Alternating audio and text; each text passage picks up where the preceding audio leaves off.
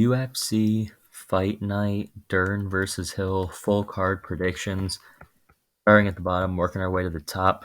With the first fight, Takashi Sato takes on Themba Gorimbo. I'm going with Themba Gorimbo here. Now look, I don't think Takashi Sato is a terrible fighter by any means. He's training at a good gym in Killcliff, but if you look at his last few fights, Brian Battle gets knocked out by him, which I didn't really realize how good I guess Brian Battle was because I picked against Battle last week against Gabe Green, and I looked pretty stupid after that one. So, not the worst loss to have, although he did get head kicked in 30 seconds. Then loses to Gunnar Nelson and Miguel Baeza. The problem with Sato, really, that I'm seeing in this fight when I'm looking at Themba is Sato, I don't think has that level of grappling, and I think Themba Gorimbo, not, I don't think Themba's, some sort of like really great grappler by any means, but I think he's good enough of a grappler to beat Sato, right? Um, and I know it's weird to kind of say because Sato has a lot of UFC experience, and he did go the distance with Gunnar Nelson. So going the distance with Gunnar Nelson, having his back taken multiple times, um, shows that all right, he can survive. But Themba Grimbo, he actually does have well-timed takedowns. He's training out of MMA Masters with Colby Covington for this fight.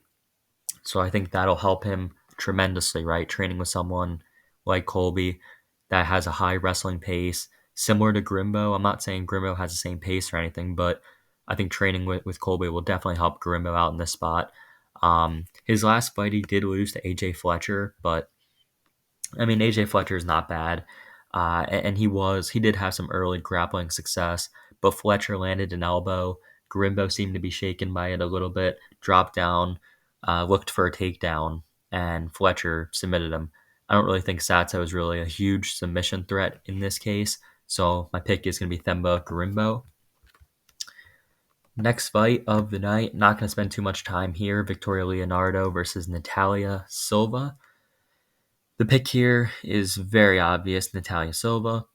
Not much to go over here. She's not even a minus 550. She's now a minus 1,000 favorite. So I guess in a slight way, I guess you can be tempted to want to pick a Victoria Leonardo in this fight just as a huge underdog. But, let's be honest, Natalia Silva is going to win this fight. She's probably going to make it look easy. Victoria Leonardo is not really that great, or hasn't really showed much so far. And yeah, I mean, like I said, I'm not going to go really too much into this. It's a minus 1,000 favorite. It is women's MMA, so you never really know. I wouldn't, be that confident in Ty Silva to make her a minus 1,000, but, I guess the books know that she's going to win the fight. Next is, wow, this is an interesting one. Chase Hooper and Nick Fiore. Chase Hooper's last fight against Steve Garcia was one of the worst striking performances I might have ever seen out of any fighter. Like, Chase Hooper got lit up, got dropped a few times, but there is one positive. People think there's zero positives you can take from that fight, and I would actually disagree. I know that fight was terrible. Chase Hooper looked like he didn't belong in that fight, and he got pieced up easily by Steve Garcia. But Steve Garcia is a very Steve Garcia's type of guy. He'll march forward and he'll trade with you, right? He'll trade with you. He doesn't care if he gets hit. He's just going for the kill. You know what I mean? He's going, trying to take your chin off. Like, he doesn't care if he gets hit with bombs. He'll just keep coming right back. He'll march you down, walk forward, eat anything that you throw, and throw right back at you with a lot of power. I don't think losing to Steve Garcia in that way, it's not a good loss. Trust me, it isn't. But it showed that Hooper has a decent chin, right? He got cracked a few times, but he didn't get knocked out cold. His chin held up. He got dropped, got up, got back up. And the last time he got dropped, I guess he got hurt a little bit more, covered up. But I don't think Nick Fiore is that level of striker. I don't. I don't think Nick Fiore is the level striker of Steve Garcia. If you look at Chase Hooper, he's beaten some decent competition. He's lost to some guys as well, like Alex Caceres and Steven Peterson, both very experienced UFC fighters. No shame in losing. And he's only 23 years old. moving up a weight class, so his chin will probably be even better than it was at 45. And he beats, like I said, he beats some decent level competition, better than I think he beat some, Peter Barrett, Felipe Colares. I think those guys are probably better than Nick Fiore is. I don't really rate Nick Fiore that highly. His fight against Rebecca, I know it was on short notice, Mateus Rebecca, so I'm not gonna. I can't say it was. He looked terrible. He can't improve. Sure, he's only 25 himself, so both guys are young. Nick Fiore can absolutely improve. But I don't think he should be a favorite in this fight. I think him being a favorite is just an indicator of how bad Chase Hooper looked on the feet in his last fight. But let's be honest, Nick Fiore, what has he shown? What has he shown? You want to deep dive into someone's record? Look at Nick Fiore's record. He fought Jay Ellis twice. He fought the Jay Ellis 15-91 Jay Ellis, and then he fought him again in his next fight at 15-98. Like, if that doesn't scream just wanting free wins, then I don't know what does. The guy hasn't fought anyone. Like, the first decent level fighter he's ever fought, he lost to dominantly. I know it was on short notice, but like, that fight wasn't even really competitive. Rebecca basically dominated that fight. And sure, like I said, it was on short notice, and you can make that excuse. But Chase Hooper's been in the UFC for years, or well, at least has had quite a few UFC fights. Well, yeah, he's been in the UFC for years, had quite a few UFC fights. Is the better grappler of the two. Nick Fiore is a grappler, a good grappler at that. So I don't know if Chase Hooper will be able to submit him, but I wouldn't be surprised. I mean, Chase Hooper is an excellent grappler. If there's anything that Chase Hooper can do good, do well, it's grapple. And if Nick Fiore's wants to grapple with him, if he entertains the grappling, I think Chase Hooper's going to welcome it. I think Chase Hooper's going to welcome the grappling. I think he's probably going to. He could submit Fiore, but I'm going to see Hooper winning a decision, and people being pissed off that they picked against him. I was originally going to pick Fiore, but then I looked, I really kind of took a deep dive into his record, and I'm like, man, this guy's not that good, at least yet. I mean, he could be good. He's only 25, but like right now, he's not. He's not like some great fighter or anything. He doesn't have a ton of. I don't think he's going to be like Steve Garcia throwing in Chase Hooper's face and being able to land like that. And even if he does land a few shots, I mean, I don't see Chase Hooper getting knocked out by a guy like Fiore up a weight class. I don't think Fiore hits that hard. He didn't really. I don't think his. I think his boxing is okay, but not really that great. So yeah, give me Chase Hooper as an underdog in this fight. Next is Ilir Latifi and Rodrigo Nascimento. The pick here is going to be Rodrigo Nascimento. Part of that is due to age. I'll say that right away. Part of that is due to Ilir Latifi being 10 years older than Rodrigo Nascimento, which I think will play a factor. He's almost 41, Ilir Latifi, which at heavyweight, it doesn't really matter, honestly, how old you are, but I think it does matter if you're thinking about retirement. Ilir Latifi was thinking about retirement. And like I said, it's not, if you're thinking about retirement, that already puts you on the wrong page as far as me picking you to win. But Rodrigo Nascimento, I'm not really impressed with him, but it really is just the fact that he is a real heavyweight in comparison to Latifi, who was a light heavyweight all these years and then moves up. And in his last fight against Alexei Oleinik, sure, he beat Alexei Oleinik, but Oleinik's what, 44? What is he, 44 years old when they fought? I'm going to check that because that win against Oleinik, he didn't finish Oleinik either. 45-year-old Oleinik. 45-year-old Oleinik, and it wasn't like he looked amazing in that fight. Let's be honest. He looked all right, but, Alexei Oleinik's 45 years old. 45 years old and has had, what, over 75 fights. That's insane. And then beats Tanner Boser by split, loses a few fights before that. I don't know. I just think, I'm not picking Rodrigo Nascimento due to his skill, of course. I'm more so just picking him because I think at 30 years old, he will be making the improvements. He's training out of ATT as well, American Top Team, so that can only help. And I just feel as though, he'll probably be getting looks in training of guys that can kind of imitate a style that's similar to Latifi, so they could probably help him out as far as that goes. as far as training for this fight. And I just think if Latifi's, halfway, foot halfway out the door, I just feel like that's a recipe for disaster. So for that reason, I'm going to go with Rodrigo Nascimento to get it done. Next fight is Orion Kosei versus Gilbert Urbina. Um, Man, Orion Kosei did not impress me whatsoever against Blood Diamond. He was having a lot of trouble taking down Blood Diamond, which I guess makes sense in a way because City Kickboxing is known for pretty good takedown defense, and it is hard to take some of those guys down, obviously. But he just, like I said, he didn't really impress me much against Blood Diamond. He was getting pieced up for part of that fight. Blood Diamond is he's a kickboxer. It's that's his background, but I mean him getting pieced up a little bit by Blood Diamond. He even got rocked bad in the second round by Blood Diamond. Blood Diamond, if he was a little bit better fight IQ, he probably could have ended that fight against Kosei because Kosei seemed a little bit he seemed like he was hurt, and Blood Diamond decided to clinch him instead of just trying to stay at range and let punches fly, put combinations together, maybe throw a knee up the middle again, but didn't do it. Kosei ended up winning a decision, 29-28. Like I said, I don't rate Blood Diamond really highly at all. Before that, he lost to Philip Rowe.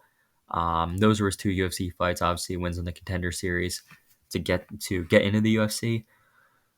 Yeah, Gilbert Urbina, I feel like has fought the better level of competition. If you look at Gilbert Urbina's last few fights, and even at his exhibition fight against Trayshawn Gore, which he did lose, but fought Trayshawn Gore, lost his most recent fight to Brian Battle on short notice, in which he looked good in the first round. He won the first round, looked good in the first round, took down Battle, landed some good strikes on the feet.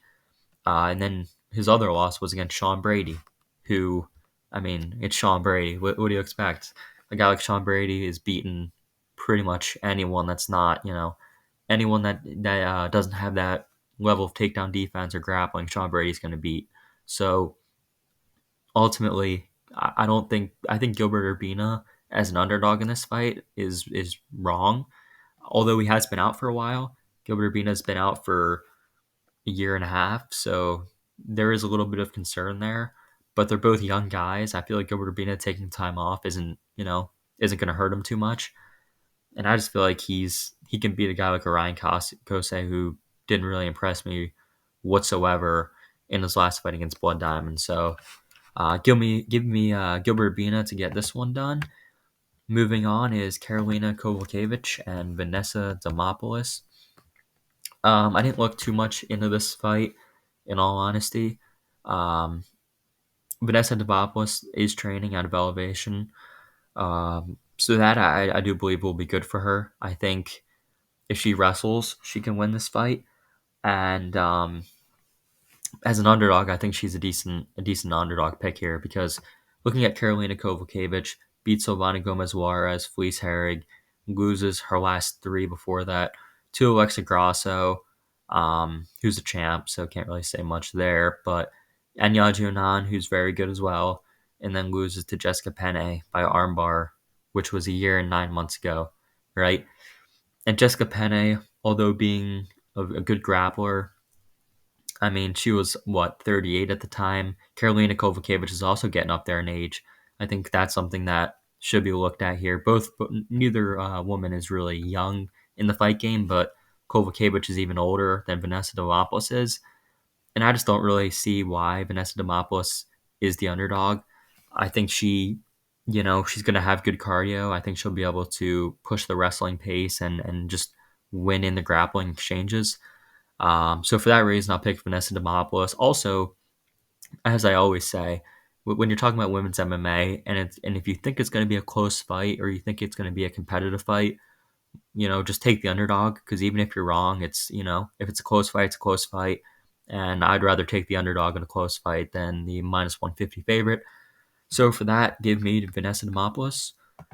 Moving along, we have the headliner of the prelims here, which is Mahashate versus Slavaklaus Vyacheslav Borshev. I'm going to go against the grain here.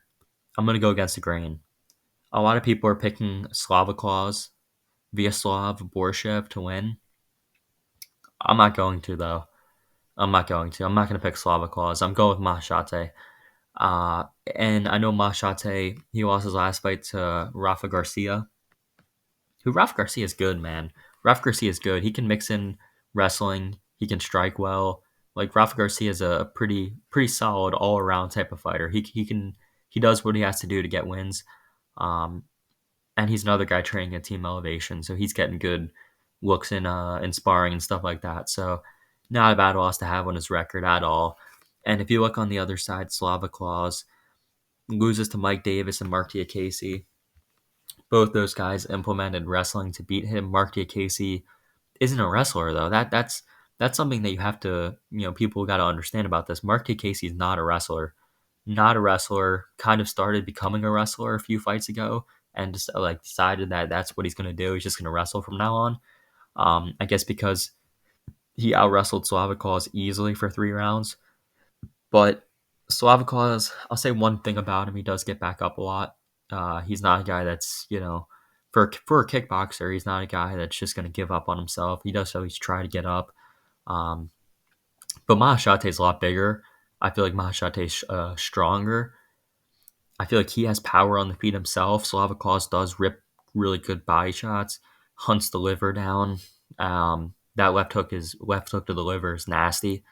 Who did he beat with that? Dakota Bush, like in the Contender Series, beats Chris Duncan. Like the dude's got nice in range, like kind of close range boxing. He's a good kickboxer, right? Training at Team Alpha Male, so he is getting good wrestling or defensive wrestling at least, learning how to better wrestle, maybe against the cage, maybe defend, different takedowns, double legs, single legs, all that stuff. Even in his jujitsu off his back, he's probably learning, all right, how do you get up effectively without giving your back, or he's learning stuff like that from Team Alpha Male. So I think he's in a good gym. Mahashate though, he's just one of those guys where I feel like only 23 years old. I think he knows what's coming at him in this fight. He's fighting a striker. He has to probably mix in the wrestling if he wants to have a good shot of winning this fight. But as an underdog, like I said, as an underdog, if you have a good path to victory, like a potential path to victory, not that we've seen Mahashate wrestle a lot, but I mean, it would probably suit him well to mix in a few takedowns here against Slavakov. Slavakov is, like I said, he's a kickboxer and he's been out wrestled by guys like Mike Davis and Mark Diakase. Mark Diakase being a kickboxer, so ultimately, although Mark Diakase, like I said, he is more well rounded now than just being a kickboxer mainly, but Mahashate, that's what he's got to do. He knocked out Steve Garcia in his first UFC fight. That was brutal. Steve Garcia was out cold. I mean, flatlined. Like he got like head bounced off the canvas. Like it was a dirty counter right hand. Um, Steve Garcia, like it was. I don't think Slavikov is going to put himself in that kind of position. Um, but if he does try to start, ripping hooks to the body, he could leave himself open for like maybe like an uppercut from Mahashate or maybe a knee up the middle, as people have mentioned, because Mahashate is the longer guy by far. Um, I don't think that reach is really that accurate as far as what they're going to look like in the cage. I think Mahashate is going to look like the bigger guy, um, for sure. But yeah, give me Mahashate to win. He's got the power. He's got good striking. Slavakov has good striking as well, but I think he can stay at range for part of this fight. And if Slava does try to get in close and rip the body or anything, he could counter with some uppercuts or stuff like that, or he can mix in the wrestling. Mix in the wrestling, give Slava something to think about, and that'll definitely should lead him to victory if he executes that game plan well enough. Starting off the main card, we have Michael Johnson and Diego Ferreira. And I'm going to go with another underdog. Man, I got a lot of underdogs on this card, so hopefully this a lot of underdogs get it done and this works out well for me, but I do think Michael Johnson can win this fight. I think he should be on a 3-fight win streak, by the way. Mark Diakase beat him, the kickboxer turned wrestler. Looked good in that fight. Beat Jamie Malarkey. Well, should have beat Jamie Malarkey, in my opinion. I actually picked Jamie Malarkey. I picked Jamie Malarkey to win that fight. I don't think Malarkey won. At the end of the fight, I was like, yeah, I lost that one. but I thought could have been a robbery, and to be honest, because I did think Johnson won that, but they gave it to Malarkey anyway, and then beat Alan Patrick, made that look relatively easy. Uh, and then before that was the Clay Guida and Thiago Moises. And I think that's why he's an underdog in this fight, because people are thinking, well, he's been submitted sometimes before. Diego Ferreira could take him down, could submit him. But I don't know, something like Diego Ferreira just doesn't really impress me that much on the feet. And Michael Johnson actually does. Um, Story's lost a lot of fights, and his record looks terrible in comparison to Diego Ferreira's. If you're looking at just records alone, I don't know why anyone would pick Michael Johnson, but you have to look past. I've always, you got to look past records. Records don't tell the full story. Now, if one guy's record is like 23-0, like that Askabov guy that I picked to beat what was it, Jamal Emmers? I've mentioned that a few times. That's probably one of the dumber ones because I trusted in a 23-0 guy who was out for 2 years, but I was like, this guy's hasn't lost a fight. But as far as records go, though, you can't just look at record. That's a perfect example, right? You can't just look at record. Obviously, I wasn't just looking at record, but you have to look at the full picture. And I think Michael Johnson he's actually the younger guy. I'll point that one out. Younger guy, been training at Killcliff, very good gym. I think that helps him quite a ton, or I think it will be helping him. He's been training there for a while though, so I mean, but I do think he's really starting to have a career resurgence. The last three fights, he should have won against Malarkey, and then beat Alan Patrick and beat Mark Casey. You could say this is a step up in competition, fighting Diego Ferreira, but Diego Ferreira is 38 years old now. I don't think he's really that great on the feet. I think Michael Johnson should be able to piece him up in the boxing. I really do think that. And I think Diego Ferreira, if he doesn't get the grappling going, it's going to be a rough fight for him. So give me another underdog and Michael Johnson. Moving right along, we have the first welterweight fight in the UFC, I believe that is, for Joaquin Buckley. I think he did fight at welterweight before in his career, but I think it's his first UFC fight at welterweight. Either way, he's fighting Andre Fialho. Andre Fialho's last fight, Muslim Salikov, man. Muslim Salikov just got him in the third round, got him out of there. He hit him with some bombs, man. He hit him, that spinning back kick, just connected right to the, and Fialho didn't go down either. That's the thing. Fialho didn't drop from that. He still stayed on his feet and just got, standing TKO'd. Referee stepped in. Fialho wasn't responding. So, like I said, not a bad stoppage, but regardless, he took a lot of damage in that fight. And then the fight before against Jake Matthews took a ton of damage there as well. So he's been taking damage. Most of his wins for Fialho have been in the first round against, Cameron Van Camp and Miguel Baeza. I actually quite like Miguel Baeza. I think he's pretty good, but I don't think that Fialho, if he doesn't knock out Buckley in the first round, I think it's going to be pretty dangerous for him. The good thing for him is that Buckley has been knocked out in the first round, though. He has been knocked out in the first round, but if you look by who, as of recent, his last loss was to Chris Curtis. Not the worst loss to have. He does have some previous knockout losses on his record, but I do think coming down in weight will help his chin. Well, I know it's insane to actually say this because I don't think, cutting more weight helps anyone's chin. But I think Joaquin Buckley probably wasn't cutting any weight. And I feel like at welterweight, he should be the harder hitter of the two. And I think Fialho is just so hittable that Joaquin Buckley should be able to tag him up. And if Buckley stays safe in round one or doesn't get knocked out, I think rounds 2 and 3, he could even find a finish over Fialho, who's known to really not look good at all as the rounds go on, from what I've seen in some of his fights. So if it gets out of round 1, it's Buckley. I'm going to pick him to win here. I'm going to trust that he can survive maybe an early onslaught of Fialho, but the pick is definitely Joaquin Buckley. Featured fight of the night is Emily Ducote versus Lupita Godinez. Emily Ducote, she looked good in her fight against Jessica Penne. Looked good in that fight, but as I mentioned with Jessica Penne, she's had one foot out the door, seems like, for a bit now. One foot out the door. I think she did just retired in her last fight. So not much to say there. And then she gets beat pretty clearly by Angela Hill, who Lupita Godinez also fought and lost to.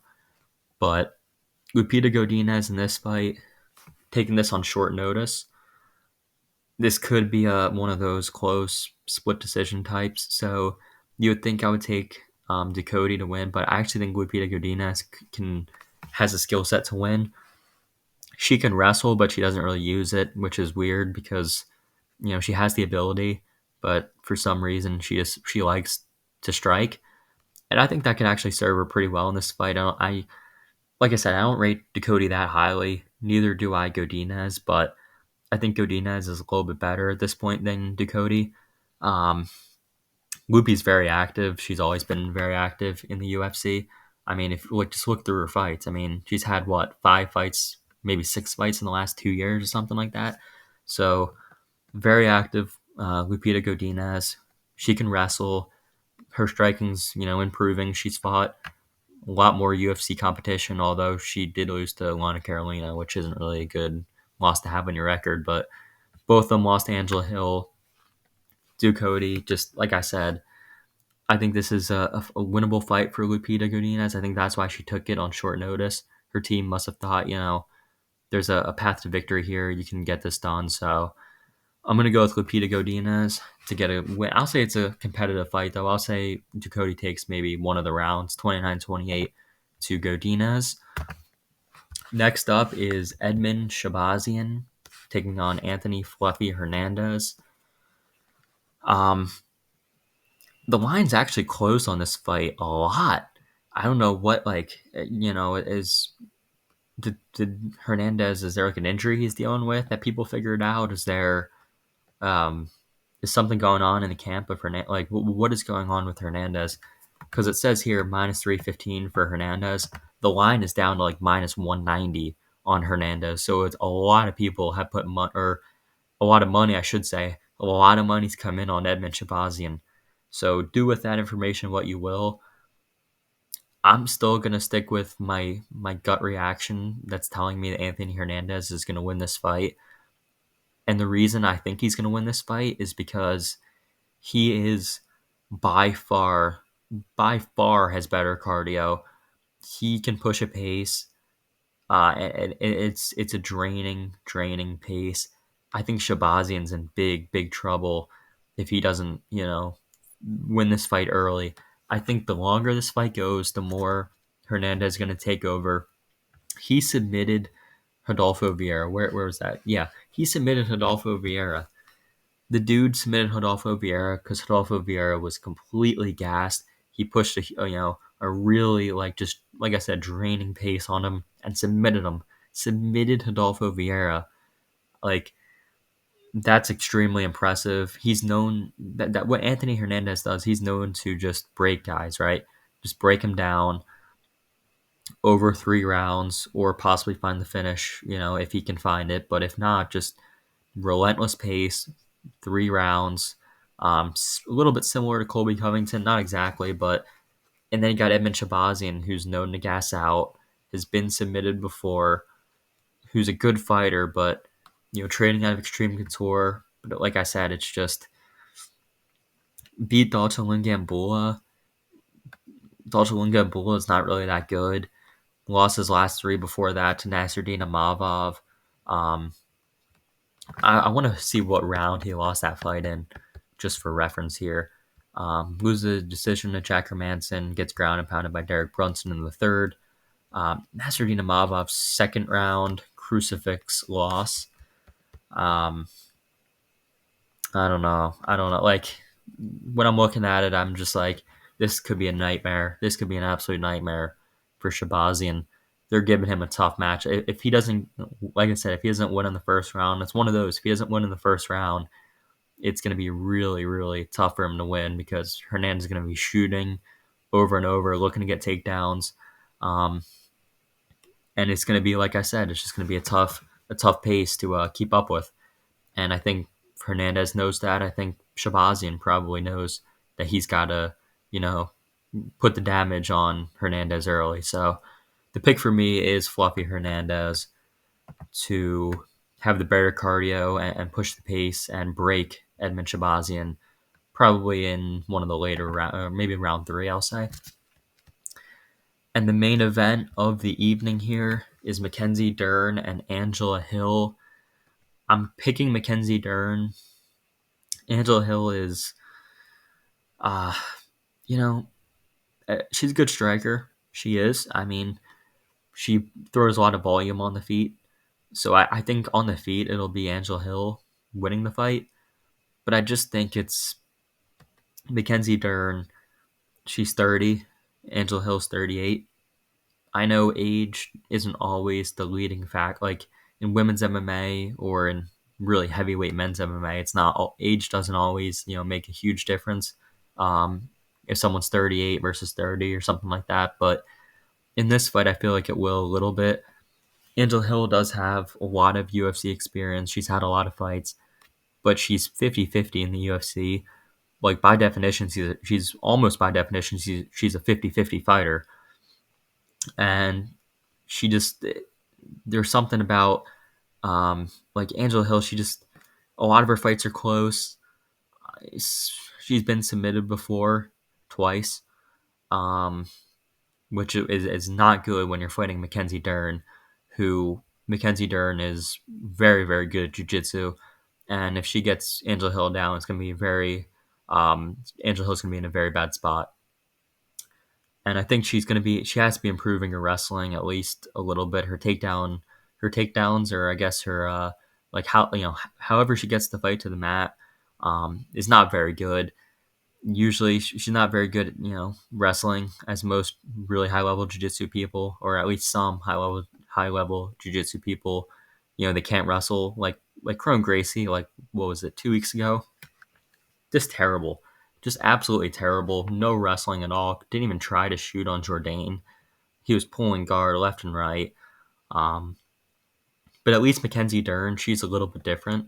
Like she will pull guard and stuff like that, and she'll roll for legs, and which is not what people like to see if they're picking her to win. But she also does look for takedowns. She will try to at least she'll attempt to wrestle. And her jiu-jitsu is already really good. So if she does get in a dominant, like if she does get in a mount, or if she does take the back of Angela Hill, it's going to be really tough for Angela Hill. She probably could be submitted by Mackenzie Dern. So yeah, I got to go with Mackenzie Dern. Like I said, she has the grappling, not really the striking. Angela Hill has an advantage in the striking, but I'm going to pick Mackenzie Dern to be able to get Angela Hill down, probably submit her if she does get her down. Even if she doesn't, she could probably rain down some good ground and pound. Angela Hill is getting older, 38 years old. I got to go with Mackenzie Dern here to round out the picks for UFC Fight Night. Dern versus Hill. This is back in the Apex.